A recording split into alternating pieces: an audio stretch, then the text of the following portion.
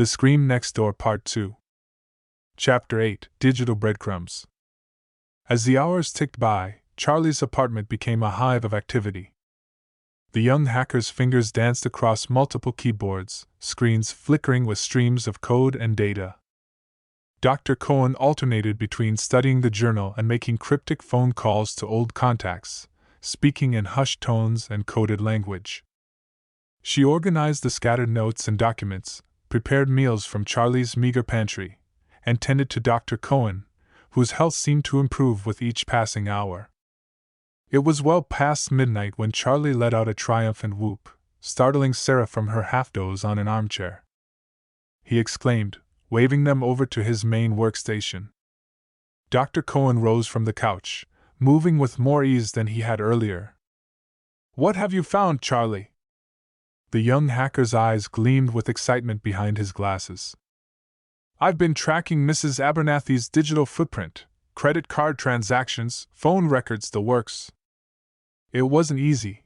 Whoever's after her has done a pretty thorough job of erasing her tracks." He pulled up a map on one of his screens, zooming in on a rural area about 100 miles outside the city. 3 days ago, there was a purchase made at a small general store here. He pointed to a spot on the map. Sarah leaned in, squinting at the grainy image. It was blurry, but she could make out the familiar silhouette of her elderly neighbor. "That's her," she confirmed. "But why would she go there? There's nothing out there but forests and farmland." Dr. Cohen's brow furrowed in concentration.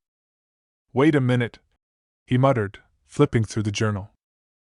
"Here, one of Margaret's last entries mentions a sanctuary, a place she had prepared in case of emergency. She doesn't give an exact location, but she does reference returning to her roots." "Her roots?" Sarah echoed, confused. The professor nodded slowly. "Margaret grew up in a small town not far from this area. Her family had an old cabin in the woods. She mentioned it once, years ago. Said it was the one place she felt truly at peace." Charlie's fingers flew over the keyboard once more. "Got it! There's a property registered to an M. Abernathy about 10 miles from that general store. Perfect place to disappear." A surge of hope coursed through Sarah. "So she could be there? We've found her?" Dr. Cohen's expression was cautiously optimistic. "It's possible. But if we've managed to find this connection, it's likely that those pursuing her have as well." Charlie nodded, already pulling up more information on his screens. "I can get us transport. I know a guy who owes me a favor." As the two men began to make hurried preparations, Sarah felt a mix of excitement and apprehension. They were so close to finding Mrs. Abernathy, to getting answers. While Charlie packed up some portable equipment, and Dr. Cohen gathered what he needed from the journal, Sarah took a moment to center herself. She closed her eyes, taking deep breaths to calm her racing heart. As she did, a strange sensation washed over her, a tingling at the base of her skull, accompanied by fleeting images that flashed behind her eyelids. She saw a cabin in the woods, moonlight filtering through the trees. She saw Mrs. Abernathy, her face lined with worry but her eyes determined. And she saw something else, a shimmering in the air, like heat haze, but somehow more substantial. As if reality itself was thinning, revealing glimpses of something beyond. Sarah's eyes snapped open, her breath coming in short gasps. What was that? A dream? A hallucination brought on by stress and lack of sleep? Or something more? "Are you all right?" Dr. Cohen's concerned voice broke through her confusion. She shook her head, trying to clear it. "I'm fine," she said, not entirely convinced herself. "Just tired, I guess. It could be dangerous." Sarah straightened her shoulders, pushing aside her unease. "I'm sure," she said firmly. "Mrs. Abernathy needs our help. I'm not backing out now." As they left the apartment and made their way to the waiting vehicle, Sarah couldn't shake the lingering images from her vision. Something told her that finding Mrs. Abernathy was just the beginning, that the true revelations and the true dangers still lay ahead. What she didn't realize was that her strange experience was more than just stress or imagination. It was the first sign that Sarah herself was more deeply connected to the mysteries of Operation S than anyone could have guessed, and that her role in the unfolding drama would be pivotal in ways none of them could have anticipated. As they drove into the night, leaving the city behind, Sarah steeled herself for whatever lay ahead. Little did she know, the journey to the cabin in the woods would lead her not just to Mrs. Abernathy, but to confrontations with forces beyond her wildest imagination, and to discoveries about herself that would change everything. Chapter 9: Into the Woods. The journey to Mrs. Abernathy's cabin was tense and mostly silent. Charlie drove, his usual chatter subdued by the gravity of their mission. Dr. Cohen sat in the passenger seat, alternating between studying the journal and staring pensively out the window. Sarah, in the back seat, found herself drifting in and out of a fitful doze, her dreams filled with fragmented images and whispered voices she couldn't quite understand. The trees pressed close on either side, their branches creating a canopy that filtered the early morning light into dappled patterns on the ground. According to the GPS, the cabin should be just ahead. Sarah leaned forward, her eyes straining to catch a glimpse of their destination through the dense foliage. As they rounded a bend, the trees suddenly opened up into a small clearing. There, nestled against a backdrop of ancient pines, stood a rustic log cabin. "This is it," Dr. Cohen breathed, a mix of anticipation and apprehension in his voice.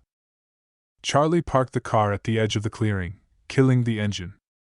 For a moment, they all sat in silence, taking in the scene before them. But there was an undercurrent of tension in the air, a sense that things were not quite as they seemed. "I don't see any other vehicles," Sarah observed, her nurse's instincts kicking in as she scanned for signs of life or disturbance. Dr. Cohen nodded. "That could be a good sign. If those men haven't found this place yet, we might have beaten them here." Sarah felt oddly exposed as they approached the cabin, the hairs on the back of her neck standing on end. As they neared the front porch, Sarah noticed something that made her heart skip a beat. "Look," she whispered, pointing to a small flower pot by the door. Nestled among the blooms was a familiar-looking garden gnome, one she had seen countless times outside Mrs. Abernathy's apartment. "She's here," Sarah said, a mixture of relief and anxiety flooding through her. "Or at least, she was." Dr. Cohen stepped forward, rapping his knuckles gently on the wooden door. "Margaret?" he called out softly. "Margaret, it's Elias. Are you there?" Silence greeted them. The professor tried the door handle, finding it unlocked. With a shared look of determination, they entered the cabin. The interior was cozy but sparsely furnished. A thick layer of dust covered most surfaces, suggesting the place had been unoccupied for some time. But there were signs of recent activity: a half-empty glass of water on the kitchen counter, an open book on the coffee table. "Mrs. Abernathy?" Sarah called out, moving further into the cabin. "It's Sarah, from next door. We're here to help." As they searched the small space, a growing sense of unease settled over them. There was no sign of the elderly woman, no indication of where she might have gone. Charlie, who had been examining the cabin's single bedroom, suddenly called out, "Guys, you need to see this!" Sarah and Dr. Cohen hurried to join him. The young hacker was standing in front of an open closet, pointing to something on the back wall. As Sarah peered closer, she gasped. The entire wall of the closet was covered in papers, photographs, and diagrams, all connected by a web of red string. It looked like a more elaborate version of the conspiracy board in Charlie's apartment. "My God!" Dr. Cohen breathed, his eyes wide as he took in the display. "Margaret, what have you uncovered?" As they began to examine the materials, Sarah felt that strange tingling at the base of her skull again. The air in the closet seemed to shimmer, just like in her vision. She blinked hard, trying to focus. That's when she noticed something odd about one of the photographs. It showed a group of scientists in lab coats, standing in front of what looked like a large, circular machine. But as Sarah stared at it, the image seemed to shift. For a brief moment, she could have sworn she saw the machine activate, a swirling vortex of energy appearing in its center. "Dr. Cohen," she said, her voice shaky.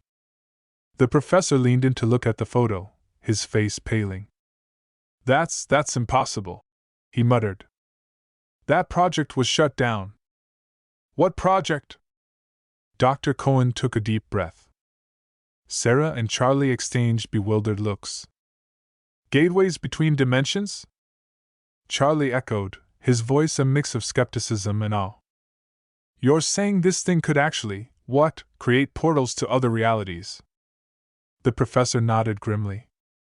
"That was the theory. But the risks? They were incalculable. The potential for disaster if something went wrong, or if the wrong people got their hands on the technology." Sarah's mind reeled as she tried to process this information. The sound of tires on gravel, followed by car doors slamming. Men in suits. She whispered urgently. Dr. Cohen's face set in a determined expression. He turned to Charlie. "Is there a back way out of here?" The young hacker nodded. "Yeah, I saw a rear door in the kitchen." "But where are we going?" The professor's eyes scanned the conspiracy board once more, landing on a map partially hidden behind other documents. He pulled it free, revealing a series of marked locations in the surrounding forest. "Margaret left us a trail," he said, a hint of admiration in his voice. "We need to follow them." Sarah's mind was a whirlwind of questions and fears, but she forced herself to focus on the immediate task of escaping. They slipped out the rear entrance just as they heard the front door burst open. Without a word, Dr. Cohen led them into the dense forest, consulting the map as they moved. The undergrowth was thick, branches whipping at their faces as they pushed through. After what felt like hours but was probably only about 20 minutes, they came to a small clearing. In the center stood what looked like an old, abandoned park ranger station.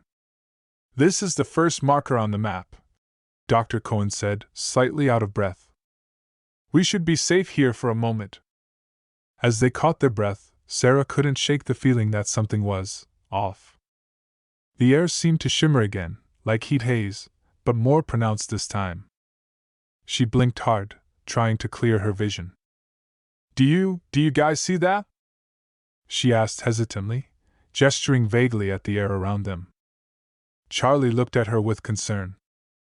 "See what?" "Are you okay, Sarah?"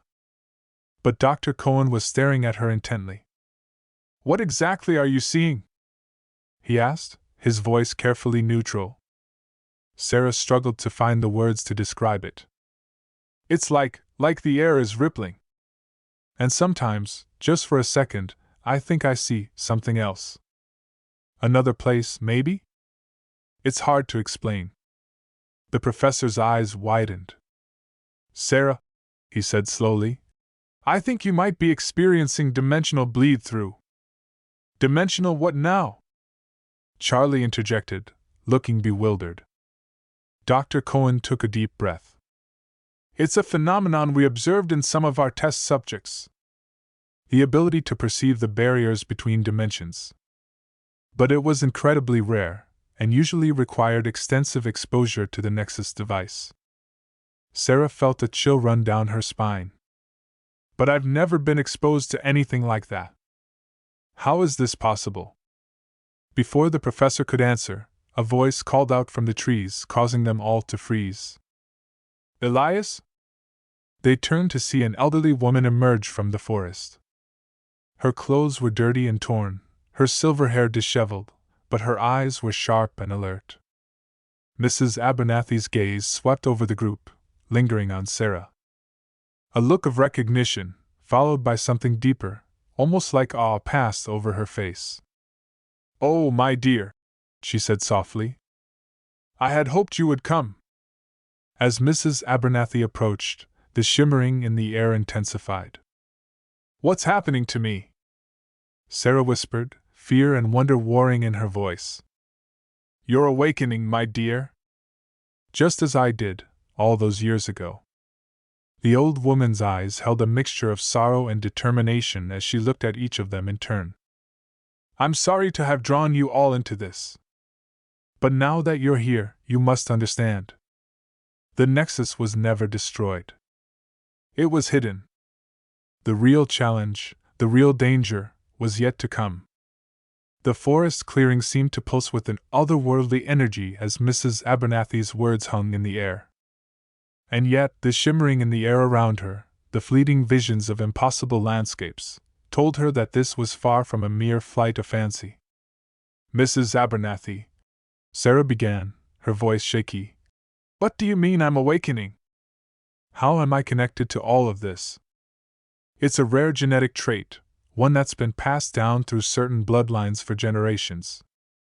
Dr. Cohen's eyes widened in realization. Mrs. Abernathy nodded solemnly. "Yes, Elias. My grandmother? But I never knew her. My parents told me she died before I was born. She disappeared. Okay, I'm officially lost here. Can someone please explain what's going on in terms a humble hacker can understand?" Dr. Cohen took a deep breath, slipping into his professorial mode. "The sensitives were a key part of Operation S. They were individuals with a natural ability to perceive and potentially interact with other dimensions. The project sought to enhance and harness these abilities, using them in conjunction with the Nexus device to explore and potentially exploit other realities." Mrs. Abernathy picked up the thread. "And then, there was an accident." Her eyes grew distant, clouded with painful memories. "A test went wrong. The Nexus opened a portal that we couldn't control. Your grandmother Sarah, she sacrificed herself to close it. She went through, sealing the breach from the other side." Sarah felt tears welling up in her eyes, a deep ache in her chest for the grandmother she had never known. "But why? Why keep this all a secret?" "To protect you," Mrs. Abernathy said softly. "We thought if we could keep you away from all of this, you might never awaken to your abilities. You could live a normal life, free from the burden of this knowledge and the danger that comes with it." "Fat lot of good that did," Charlie muttered, earning a sharp look from Dr. Cohen. Mrs. Abernathy sighed heavily.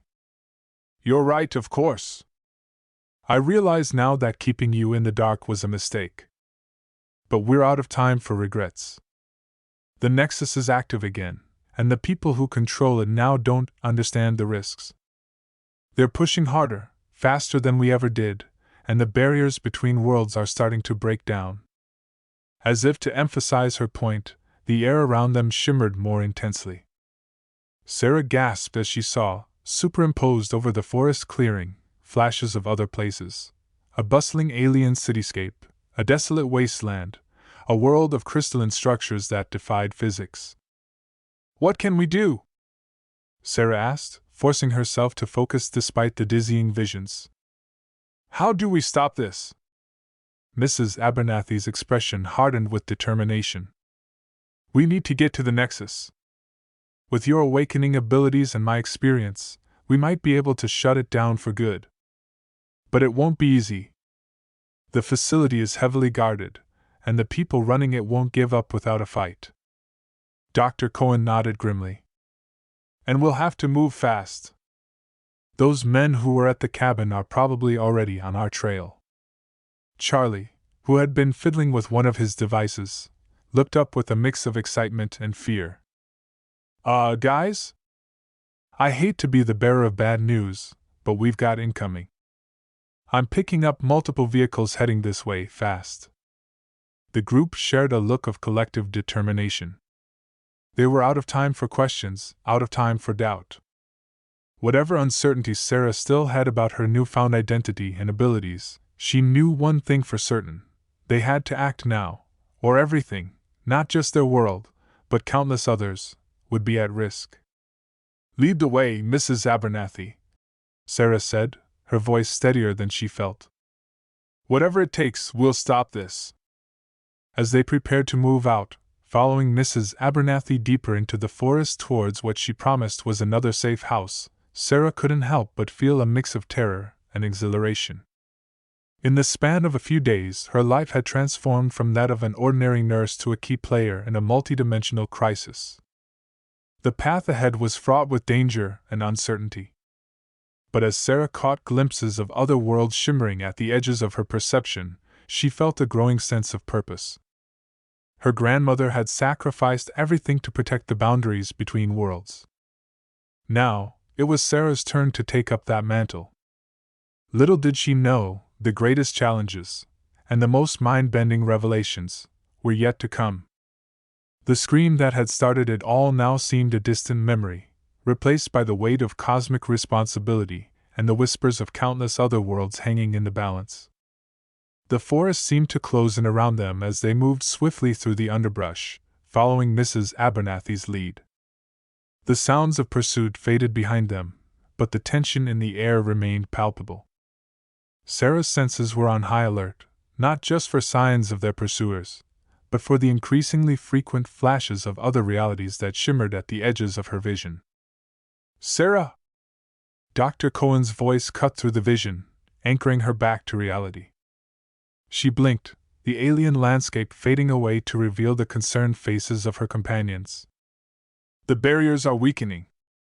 We need to hurry." They pressed on, the forest gradually thinning as they approached what appeared to be an old, abandoned quarry. The quarry was filled with a shimmering, translucent energy that pulsed and swirled like a living thing. "What is that?" Charlie whispered, his usual bravado replaced by awe. "A dimensional nexus point," Mrs. Abernathy explained. "A place where the barriers between worlds are naturally thin.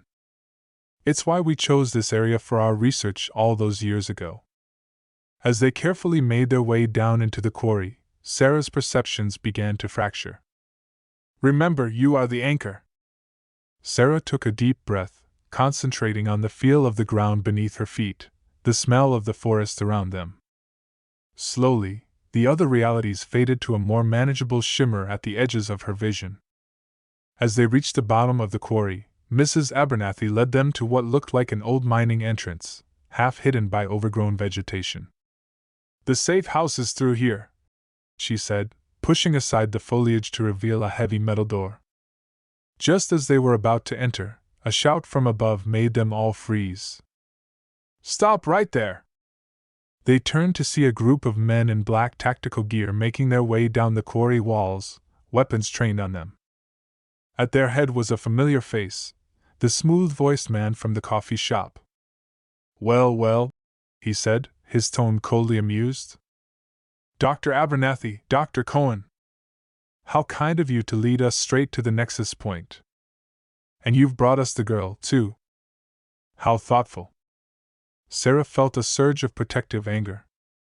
"Who are you? What do you want with us?" The man's smile didn't reach his eyes. "You can call me Agent Harris. As for what we want, well, let's just say we have big plans for you and your unique abilities, Ms. Miller." Dr. Cohen stepped forward, his voice filled with righteous anger. "You fools! You have no idea what you're meddling with. The barriers between worlds are collapsing. If we don't stop it, everything, all realities, will be destroyed." Agent Harris chuckled. "Always the alarmist, Elias. We're not destroying realities. We're opening doors. Imagine the resources, the power, at our fingertips when we can access infinite worlds." As he spoke, the shimmering energy in the quarry intensified. Sarah gasped as she saw, superimposed over the scene before her, visions of the same moment playing out across multiple realities. In one, Agent Harris was speaking not English, but an alien language of clicks and whistles. In another, they were all underwater, bubbles escaping from their mouths as they argued. The conflicting sensory input was overwhelming. Sarah felt her knees buckle, and she would have fallen if Charlie hadn't caught her arm. "Sarah?" he asked, his voice laced with concern. "What's happening?" She tried to respond, but the words caught in her throat as a new vision overtook her. She saw the quarry as it had been decades ago, filled with scientists and strange equipment. In the center stood a massive machine, the Nexus device. As she watched, it activated, tearing a hole in the fabric of reality itself. And through that hole, something was coming. Something vast, ancient, and utterly alien. Chapter 12: The Convergence. With a gasp, Sarah snapped back to the present moment, her eyes wide with the knowledge of what she had seen. "We have to stop them," she said urgently, her voice barely above a whisper. "It's not just about resources or power. There's something coming through the barriers, something terrible." Mrs. Abernathy gripped Sarah's hand tightly, her eyes filled with understanding and fear. "You've seen it, haven't you? The entity we glimpsed all those years ago. Enough of this. Secure the subjects. We're taking them back to the facility." As the armed men moved towards them, Sarah felt a surge of power unlike anything she had experienced before. The air around her began to shimmer and pulse, reality itself seeming to bend to her will. "No," she said, her voice resonating with an otherworldly echo. "This ends now." Through the rift, they could all see glimpses of other worlds, other realities bleeding into one another. "Sarah, what are you doing?" Dr. Cohen called out, his voice a mixture of awe and concern. "I'm going to close the barriers, seal the rifts. But I need your help." As if in response to her words, the ground began to shake. The quarry filled with blinding light as the Nexus point activated fully, tearing open portals to countless other dimensions. She reached out, grabbing Mrs. Abernathy's hand with one of hers and Dr. Cohen's with the other. "Focus your thoughts," she instructed. As they concentrated, Sarah felt the power flowing through her intensify. She could sense the fabric of reality around them, could feel the tears and weaknesses. Agent Harris and his men watched in disbelief as portals began to close around them. "Stop them!